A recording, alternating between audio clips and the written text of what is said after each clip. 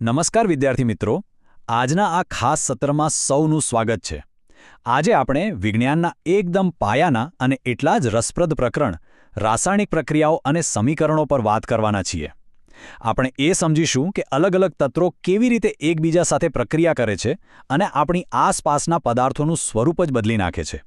આ કોઈ માત્ર ગોખવાનું પુસ્તકીય જ્ઞાન નથી, પણ આપણી આજુબાજુ સતત બનતી ઘટનાઓ છે. તો ચાલો કોઈ પણ વિલંબ વિના આ મજેદાર સફરની શરૂઆત કરીએ.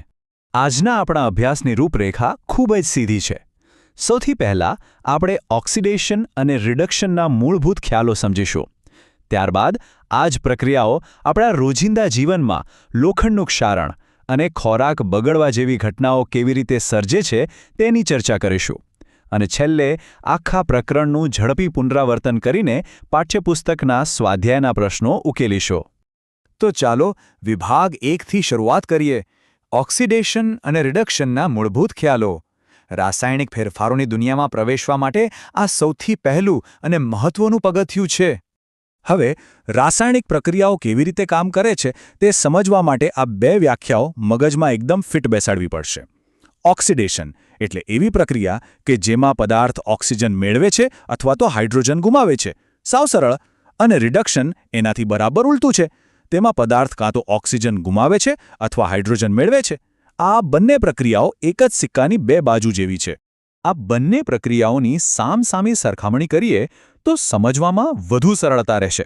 જુઓ, જ્યારે રાસાયણિક પ્રક્રિયામાં એક પદાર્થ ઓક્સિડેશન પામતો હોય ત્યારે મોટા ભાગે સામે બીજો પદાર્થ રિડક્શન પામતો જ હોય છે. આને યાદ રાખવાની એકદમ શોર્ટકટ ટ્રીક આપું. ઓક્સિજનનો ઉમેરો થાય એટલે ઓક્સિડેશન અને ઓક્સિજન છૂટો પડે એટલે રિડક્શન. બસ આટલું યાદ રાખશો એટલે કામ થઈ ગયું. ચાલો આને એક ઉદાહરણથી સમજીએ. અહીં સ્ક્રીન પર આપેલું સમીકરણ જુઓ. કોપર ઓક્સાઇડ વત્તા હાઇડ્રોજન ગિવ્સ કોપર વત્તા પાણી. આ પ્રક્રિયામાં બરાબર ધ્યાનથી જુઓ. કોપર ઓક્સાઇડમાંથી ઓક્સિજન દૂર થઈ રહ્યો છે, બરાબર ને? એટલે તેનું રિડક્શન થયું કહેવાય. બીજી બાજુ હાઇડ્રોજન ભાઈ ઓક્સિજન મેળવીને પાણી બનાવે છે, એટલે કે તેનું ઓક્સિડેશન થયું છે. અને જ્યારે આ બંને પ્રક્રિયાઓ એકસાથે થાય ત્યારે આપણે તેને રેડોક્સ પ્રક્રિયા કહીએ છીએ. છે ને એકદમ સરળ? આગળ વધીએ વિભાગ 2 તરફ. પાઠ્યપુસ્તકમાંથી બહાર આવીને જોઈએ કે આ ઓક્સિડેશન અને રિડક્શનની આપણા રોજિંદા જીવનમાં અસરો શું છે, ખાસ કરીને લોખંડનું ક્ષારણ.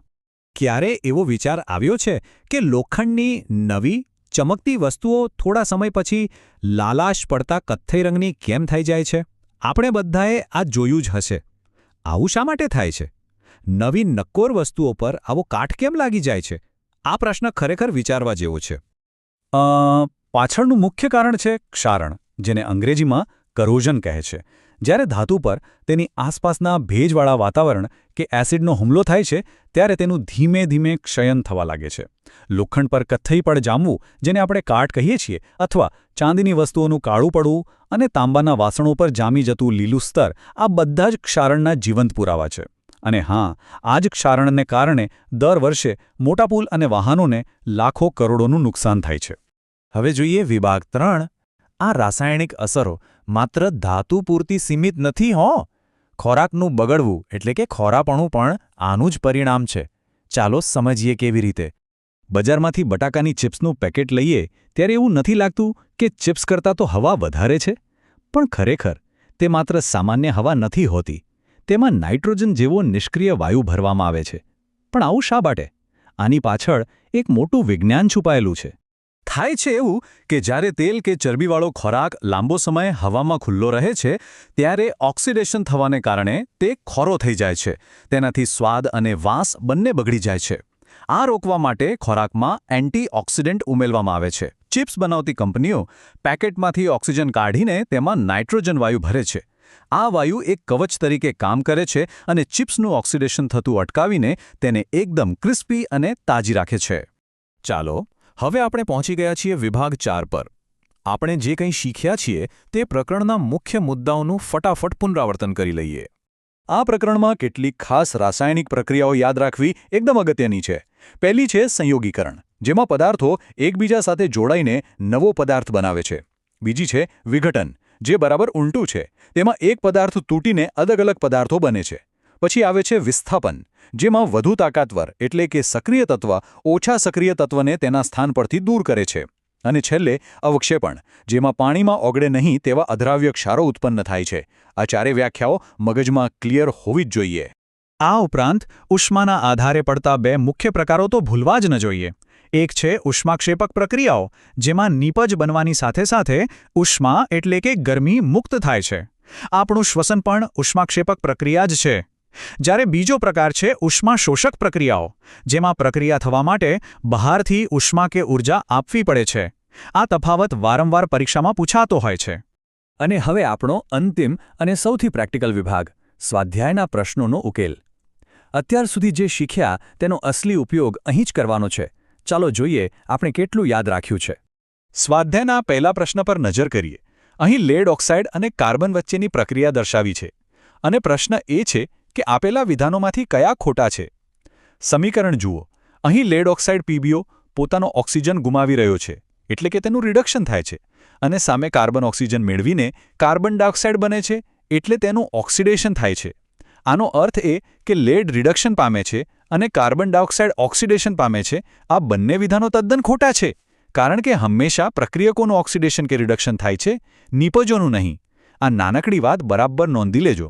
સ્વાધ્યાયના આ વિભાગમાં સમીકરણો સંતુલિત કરવાનો પડકાર છે. આમાં દળ સંરક્ષણનો નિયમ હંમેશા યાદ રાખવાનો. કોઈપણ રાસાયણિક પ્રક્રિયામાં દળનું સર્જન કે વિનાશ ક્યારેય થતો નથી.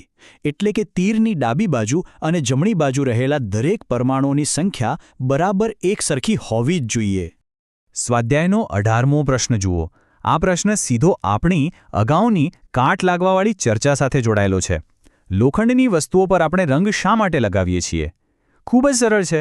રંગ લગાવવાથી લોખંડની સપાટી પર એક પડ બની જાય છે, જેથી લોખંડ સીધું હવા કે ભેજના સંપર્કમાં આવતું નથી. સંપર્ક જ તૂટી જાય એટલે કાટ લાગવાની એટલે કે ક્ષારણની પ્રક્રિયા આપમેળે અટકી જાય છે. હવે આ કોષ્ટક જુઓ. પાઠ્યપુસ્તકમાં આપેલી પેલી બીકરવાળી પ્રવૃત્તિ યાદ છે ને, જેમાં અલગ અલગ રસાયણો ભેગા કરીને તાપમાન માપવાનું હતું? આ કોષ્ટક એ જ દર્શાવે છે. જો પ્રક્રિયા દરમિયાન બીકર ગરમ થઈ જાય તો સમજી લેવાનું કે ઉષ્મા મુક્ત થઈ છે, એટલે તે ઉષ્માક્ષેપક પ્રક્રિયા છે. અને જો તાપમાન ઘટી જાય અથવા તમારે ગરમ કરવું પડે તો તે ઉષ્માશોષક પ્રક્રિયા છે. હવે એક નાનકડી કસોટી થઈ જાય. જોઈએ કોને બરાબર સમજાયું છે. સ્ક્રીન પર આપેલું સમીકરણ જુઓ. કોપર ઓક્સાઇડ વત્તા હાઇડ્રોજન gives કોપર વત્તા પાણી. બસ તમારે એટલું જ કહેવાનું છે કે આખી પ્રક્રિયામાં કયો પદાર્થ ઓક્સિડેશન પામે છે. સાચો જવાબ નીચે કોમેન્ટ સેક્શનમાં ચોક્કસ જણાવો. જોઈએ કેટલા વિદ્યાર્થીઓ સાચો જવાબ આપી શકે છે. આ પ્રકરણના સમીકરણો અને વ્યાખ્યાઓનું પુનરાવર્તન સતત કરતા રહેવું પડશે, કારણ કે વિજ્ઞાનમાં જેટલો વધુ મહાવરો કરશો એટલું જ પરિણામ શ્રેષ્ઠ આવશે. આપણી આજની આ શૈક્ષણિક માર્ગદર્શિકા અહીં પૂર્ણ થાય છે. જો તમને આ માહિતી ઉપયોગી લાગી હોય તો ભવિષ્યના આવા જ સરળ અને રસપ્રદ સત્રો માટે સબસ્ક્રાઇબ કરવાનું બિલકુલ ભૂલતા નહીં. ચાલો ફરી મળીશું એક નવા પ્રકરણ અને નવી વાતો સાથે. ત્યાં સુધી ઉત્સાહથી શીખતા રહો અને આગળ વધતા રહો. આવજો.